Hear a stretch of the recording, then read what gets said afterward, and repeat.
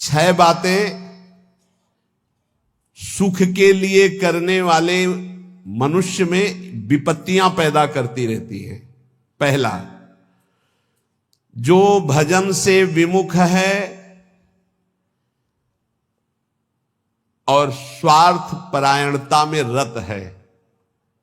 स्वार्थ परायण, कैसे धन बढ़े, कैसे भोग सामग्री बढ़े, कैसे कैसे, और भजन से विमुख है, वो कुछ भी कर ले परिणाम में उसे विपत्ति ही भोगनी पड़ेगी।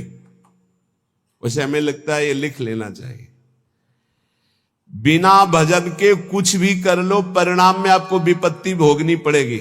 हनुमान जी महाराज कहे, हनुमंत विपत्ति प्रभु सोई, जब तो सुमिरन भजन न होई।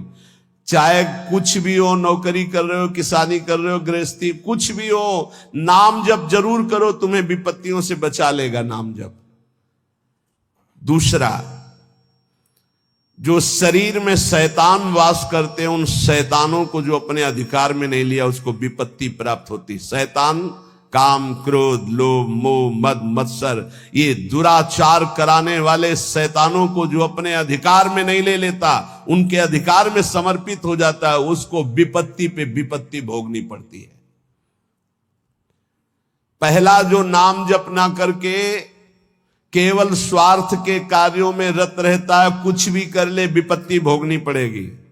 दूसरा, जो अपने शरीर को ये अंदर बैठे हुए शैतानों के हवाले समर्पित कर देता है, उनकी गुलामी स्वीकार कर लेता है, काम, क्रोध, लोभ, मोह, मद, मत्सर इनको शासन में नहीं लेता, उसको जीवन भर विपत्ति भोगनी पड़ेगी, शारीरिक, मानसिक, लौकिक, पारलौकिक। तीसरा, जो मृत्यु की तैयारी नहीं करता, उसे विपत्ति ही विपत्ति भोगनी पड़ेगी। मृत्यु की तैयारी कई बार चर्चा हो चुकी है। मृत्यु की तैयारी, यहां जीने की आशा में सब लगे हुए हैं, लेकिन मृत्यु की तैयारी कौन कर रहा है? वही जो गुरु कृपा पात्र है, वो मृत्यु की तैयारी कर रहा है। नहीं, सब बैंक बैलेंस की तैयारी कर रहे हैं, सब नाना प्रकार के भोग इकट्ठे करने की तैयारी कर रहे हैं। तुम्हारे बाप बाबा तुम्हें इतना कमा के नहीं देंगे कि तुम बैठे बैठे खाओ, तो तुम कमा के जब इतना जाओगे ना, तो ये बैठे बैठे इतना उपद्रव करेंगे कि जेल जाएंगे, नरक वाले काम करेंगे। नहीं, ये सुधरेंगे। ये सुधरेंगे तब जब इनको ठोकरें लगेंगी और स्वयं में ये तैयार होंगे, तब ये लोक परलोक संभाल लेंगे। ये भोग सामग्री से सुधरने वाले नहीं। अगर आप सोचते हो अपने परिवार को मैं इतना भोग सामग्री इकट्ठा कर दूंगा सुखी हो जाएंगे, तो अपने परिवार की दुर्गति का स्थान बना करके जा रहे हो। परिवार को सतमार्ग, धर्मयुक्त बनाकर जाओ तो सुखी रहेंगे। अधर्म से कमाए हुए धन से परिवार को सुखी करने की चेष्टा करने वाला हर समय विपत्ति में ही फंसा रहेगा समय आने पर। मृत्यु की तैयारी न करने वाला विपत्ति में फंसता है। चौथा है, जो दूसरे के रिझाने में पूरा जीवन बर्बाद कर देता है। दूसरे के रिझाने, ईश्वर से विमुख होकर दूसरों को संतुष्ट करने में पूरा जीवन व्यतीत कर देता है, उसको विपत्ति भोगनी पड़ती है। पांचवा, जो सतोगुणी भोजन, सतोगुणी वार्ता, सतोगुणी कार्यों को छोड़कर राजसिक और तामसिक भोजन करता है, राजसिक तामसिक क्रियाएं और वार्ता करता है, उसे विपत्ति भोगनी पड़ती है। छठवां, जानते हुए अपने दोषों का समर्थन करता है और दूसरे को निंदास्पद शब्दों से संबोधन करता है। बड़ा विचित्र समय आ गया है। कल एकांतिक में कह रहे थे कि हजारों लोग जिस बात को आप मना करते हैं उसका सपोर्ट कर रहे हैं, तो फिर हम उसी बात को मानेंगे जिसे हजारों लोग, तो हजारों लोग गलत करें तो गलत को गलत नहीं बोलोगे, सपोर्ट करने लगोगे। हजारों गलती कर रहे हैं तो तुम उसी गलती को सपोर्ट करोगे। हजारों शराब पी रहे हैं तो तुम शराब को सही मानोगे। हजारों मांस खा रहे हैं तो आप उसको सही का निशान दे दोगे। हजारों व्यभिचार कर रहे हैं तो तुम सही का निशान दे दोगे। तुम्हारी बुद्धि भ्रष्ट हो गई। धर्म शास्त्रों के विरुद्ध आचरण करने वाले चाहे करोड़ों हो जाएं तो भी उसका विरोध होता रहेगा। अगर अंदर से आप विरोध करोगे तो निकल जाओगे दुर्गुणों से, यही बात कह रहे हैं, अपने दोषों का समर्थन करने वाले की दुर्गति होती है, विपत्ति में फंसता है। भगवान कह रहे त्यागा शांतिरंतरम, और उपदेश दिया दे रहा भोगा शांतिरंतरम। शास्त्र सम्मत जगत गुरु भगवान श्री कृष्ण की बात से बढ़कर किसकी बात होगी? ब्रह्म ऋषि जन भगवान की ही तो दी हुई बातों का अनुभव करके बोलते हैं। ये कौन सी रीति चल गई है?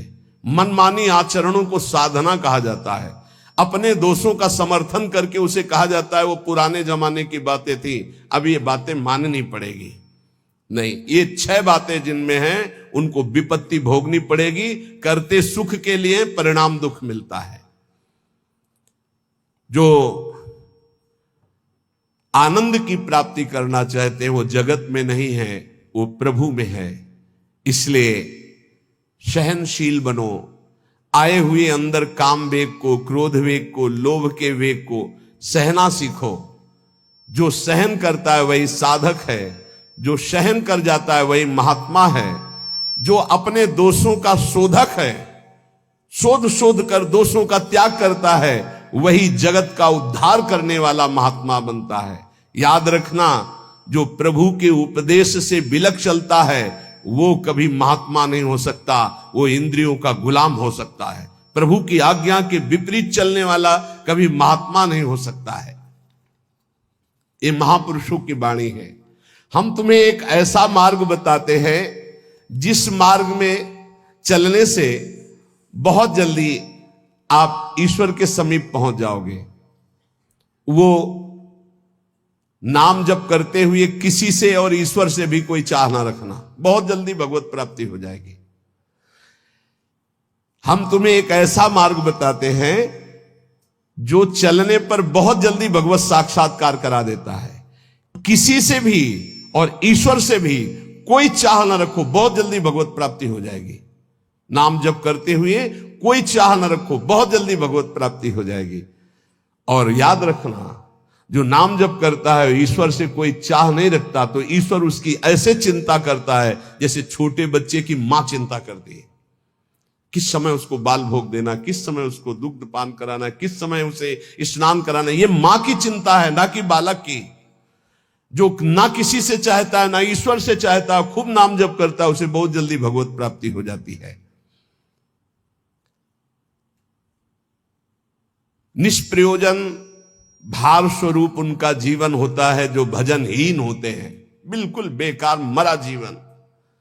जिन हरि भगत हृदय नहीं आनी, जीवित सौ समानते प्राणी। क्या मुर्दे का सा जीवन है।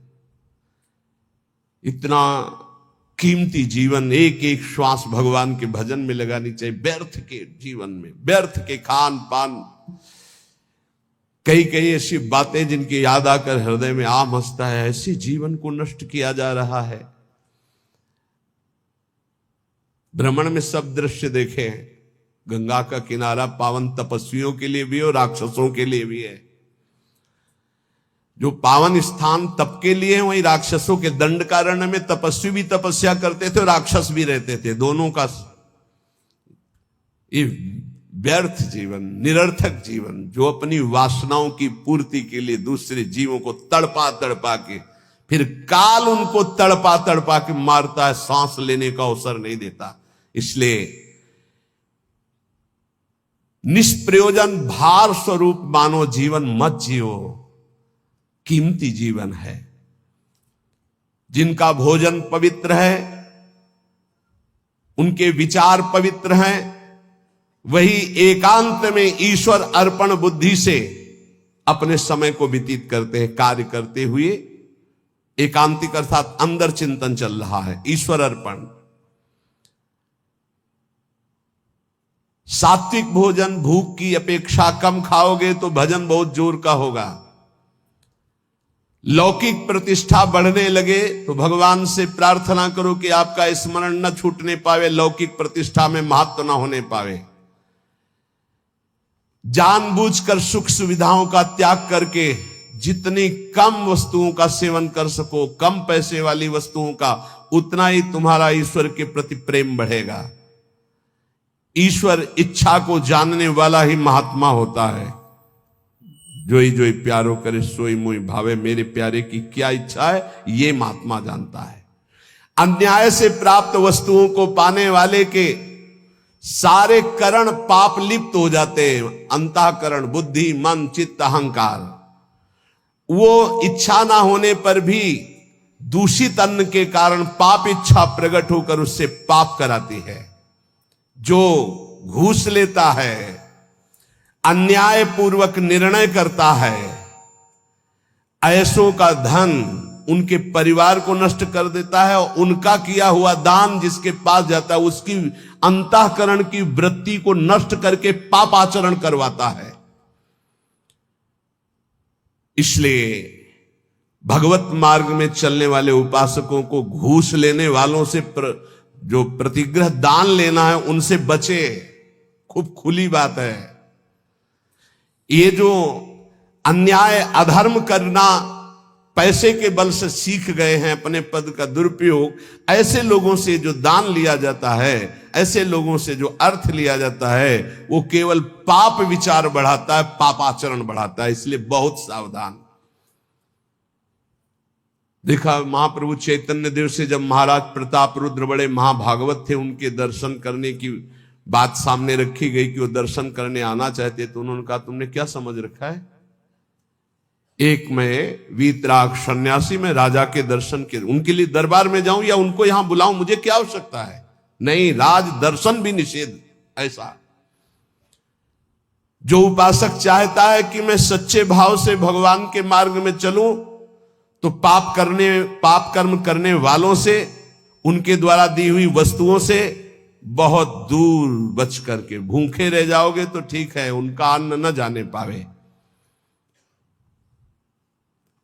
ईश्वर भक्त अदृश्य परमात्मा की इच्छा का अनुमोदन करता रहता है और वह देखता रहता है कि मृत्यु हर समय हमारी प्रत्येक श्वासों को गिन रही है।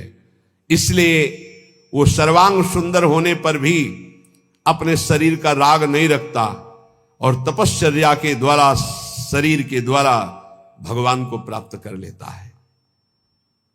ईश्वर के सिवा दूसरी कोई भी वस्तु मिलेगी वो टिकाऊ नहीं होगी, परिवर्तनशील होगी, नाशवान होगी। मनुष्य जीवन प्राप्त करके ईश्वर को प्राप्त करना ही खास वस्तु प्राप्त करना है। बाहर से निर्धन देखने वाला उस नाम जापक को नहीं जानता कि कितना बड़ा धनी सर्वलोक महेश्वर भगवान को अपने अधीन किए रहता है, जो निरंतर नाम जप करते हुए बाहर से निर्धन रहता है।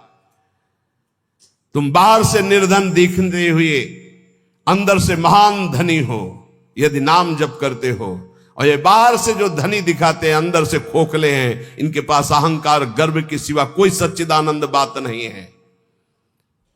इसलिए ईश्वर का अवलंबन अर्थात भगवान की शरणागति, ऋषि मुनि भक्त जनों के द्वारा जो दिए गए वचन, उनका मनन, खान पान पवित्र जगह से, हिंसा और निंदा करने वालों से बिल्कुल बचो, उनका कोई भी शब्द या भोजन या संग ना आने पावे, निषिद्ध विषयों से दूर रहो, कुछ भी भोगने की इच्छा उठे उसको दबाकर रौंद डालो।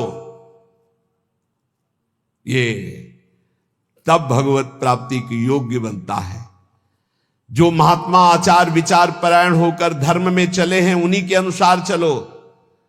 सत्कार्यों में स्थिति प्राप्त करने के लिए उन महात्माओं का अनुसरण अत्यंत आवश्यक है।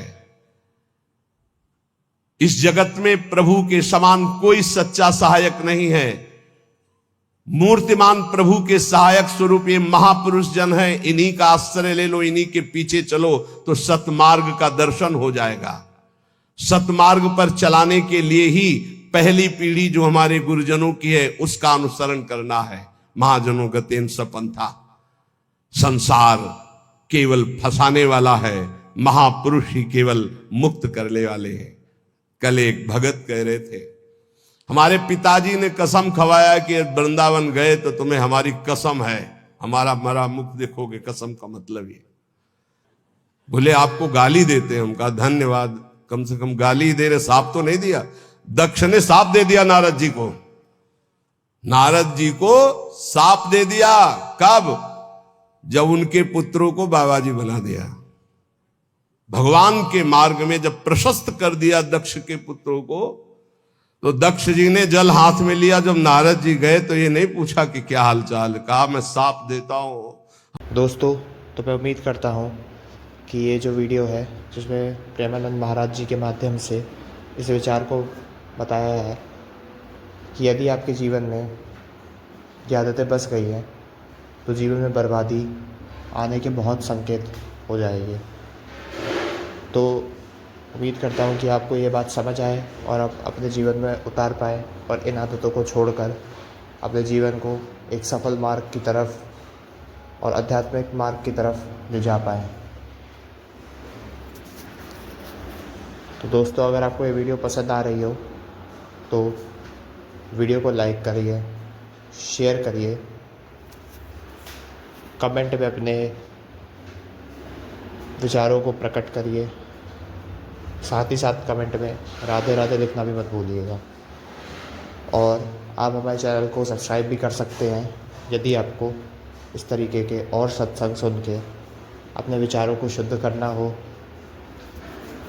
अपने जीवन को सुधारना हो, या आपके जीवन में किसी भी प्रकार का दुख हो, तो आपको प्रेमानंद महाराज जी के इन सत्संगों से मदद मिलेगी। तो दोस्तों, राधे राधे।